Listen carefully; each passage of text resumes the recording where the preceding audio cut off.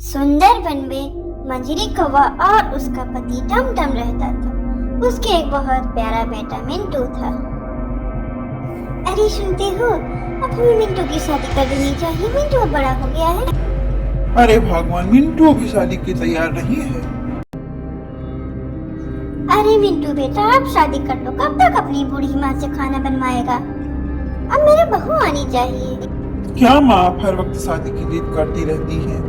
मुझे बहुत जोरों की भूख लगी है, पहले मुझे खाना खिलाओ। फिर क्या था, मंजरी कौवा खाना बनाने चली गई। खाना बना के और मिंटू के सामने खाना रखा। फिर कहा, मिंटू कल तुम छमछम को देखने जाओगे। मैंने उनके माता पिता से बात कर ली है, अब तुमको शादी करनी पड़ेगी। माँ की जिद के कारण अगले दिन मिंटू छमछम से मिलने के लिए उसके घर जाने लगा और छमछम को देखते ही मिंटू को छमछम से प्यार हो गया। दोनों की शादी धूमधाम से हो गई और दोनों अब घर अपने पहुंचने वाले थे। मिंटू एक बहुत ही समझदार कबूतर था। फिर अगली सुबह छमछम ने मिंटू से कहा, क्या मैं आपके लिए चाय बना दूं? छमछम की आवाज सुन के मिंटू के होश उड़ गए। अरे छमछमनी, तुम्हें क्या हुआ? तुम कैसे बोल रही हो? क्या क्या क्या क्या क्या, क्या हुआ मुझे? ये तुम्हारी आवाज कैसी है? ये तो बचपन से ही मैं ऐसी बोलती थी। मेरे मम्मा पापा ने किसी के सामने मुझे कभी बोलने नहीं दिया। और तभी मंजरी कौवा वहाँ आ जाती है और सभी बातें सुन लेती है। हाय राम, ये क्या कह रही हो? मैं अपनी सखियों को क्या जवाब दूंगी? वो मेरा बहुत मजाक उड़ाएंगे। फिर मिंटू ने कहा, नहीं माँ, छमछम हमारे परिवार का हिस्सा है। और मिंटू अगले दिन ऑफिस के लिए निकल जाता है। तभी मंजरी कौवा कहती है, ए छमछम, ज्यादा नाटक दिखाने की जरूरत नहीं है। चुपचाप घर में पड़ी रहना, किसी के सामने निकलना नहीं, किसी के सामने बोलना नहीं। और ऐसा सुनकर अब तो छमछम बहुत दुखी रहने लगी। फिर अगले दिन, अरे मंजरी, तेरी बहू कैसी है? क्या बताऊं बहन, मेरी बहू कैसी है? वो तो तोतली निकली। क्या तुम्हारी बहू तोतली? क्या मंजरी मजाक कर रही हो? नहीं बहन। अरे मुरली बहन, तुम्हें पता है मंजरी की बहू तोतली है। क्या तोतली है? अरे सुनो सुनो, मंजरी की बहू तोतली है। अरे तुम भी सुनो, मंजरी की बहू तोतली है। अब क्या था, पिंकी ने तो जंगल में आग की तरह इस बात को फैला दिया। अब उनके परिवार का निकलना मुश्किल हो गया। फिर एक दिन जी, पता नहीं कैसे जंगल में बात फैल गई है, हमारा जीना मुश्किल हो गया। देखो मिंटू, अब तुम दूसरी शादी कर लो। सब मेरा मजाक उड़ाते हैं, ऐसे कब तक काम चलेगा? नहीं माँ, मैं छमछम से प्यार करता हूँ, मैं उसे धोखा नहीं दे सकता और मैं दूसरी शादी के लिए तैयार नहीं हूँ। और छमछम ने इन दोनों की सारी बातें सुन ली और अनसुना होने का दिखावा किया। अरे छमछम, तुम यहाँ क्या कर रही है? आप सभी खाना खा लीजिए।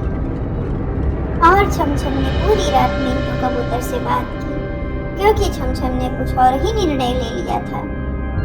फिर क्या था, मिंटू कबूतर के सोते ही छमछम वहां से घर छोड़कर चली गई और वह जंगल में भटकती रही, रोती रही।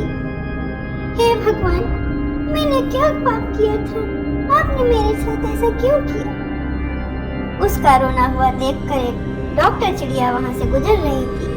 तभी वह छमछम के पास आई और बोली, बहन, तू रो क्यों रही हो? क्या मैं तुम्हारे रोने का कारण जान सकती हूँ? क्या बताऊं बहन, मेरी की आवाज बहुत खराब है। मेरे परिवार का जीना मुश्किल हो गया है। क्या बहन, इतनी सी बात के लिए तुम चलो मेरे घर। मेरा नाम टिम्मी है ना, मैं तुम्हारा चेकअप करती हूँ। और टिम्मी डॉक्टर ने छमछम का चेकअप किया, कुछ दवाइयाँ दी, स्पीच थेरेपी की और अच्छे से समझाया। और अब छमछम की आवाज पहले से काफी बेहतर हो गई। उसका हकलाना भी बहुत ज्यादा कम हो गया।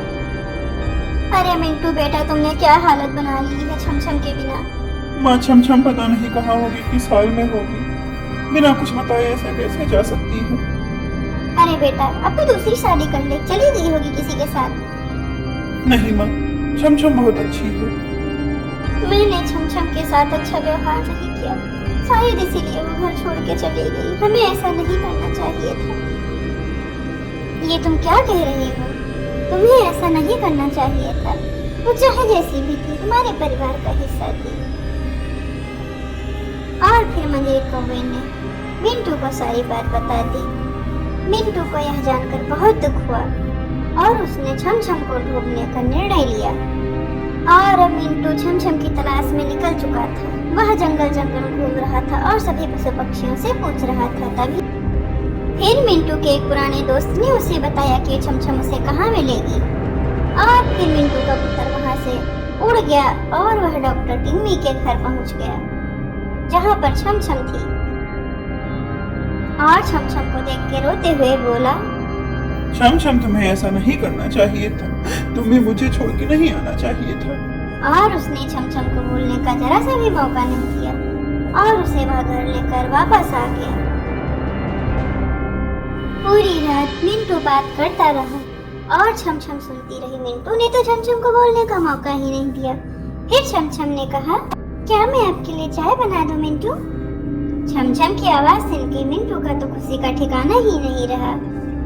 तुम्हारी आवाज ठीक हो गई छमछम। और तभी मंजरी कौवे वहाँ आती है और मिंटू और छमछम से अपने किए के लिए माफी मांगती है। और फिर क्या था, अब तो उनका पूरा परिवार हंसी खुशी से रहने लगा। तो बच्चों कभी सब में होती है, लेकिन हमें उनका मजाक नहीं बनाना